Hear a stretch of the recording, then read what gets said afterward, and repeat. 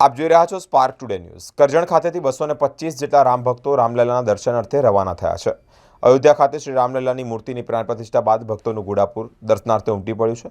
ભરૂચ લોકસભા વિસ્તારના કરજણના 225 જેટલા રામ ભક્તો આજરોજ કરજણ એપીએમસી ખાતે જ ભેગા થયા છે અને કરજણ ભાજપા પ્રમુખ જયદીપસિંહ ચૌહાણની આગેવાની બસ દ્વારા જ ભરૂચ ખાતેથી રવાના થયા છે। ભરૂચથી રામ ભક્તો ટ્રેન દ્વારા જ શ્રી રામલલ્લાના દર્શન કરવા માટે રવાના થયા।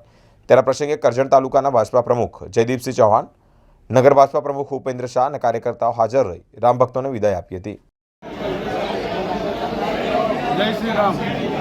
આજે 22 ભરૂચ લોકસભાની આસ્થા સ્પેશિયલ ટ્રેન ભરૂચ રેલવે સ્ટેશનથી જ્યારે અયોધ્યાના દર્શન માટે રામ ભક્તોને લઈને જઈ રહી છે, ત્યારે આજે અમારી કરજણ વિધાનસભામાંથી પણ 123 રામ ભક્તો આજે આ 223 રામ ભક્તો આ અયોધ્યા રામલલ્લાના દર્શન કરવા માટે જઈ રહ્યા છે।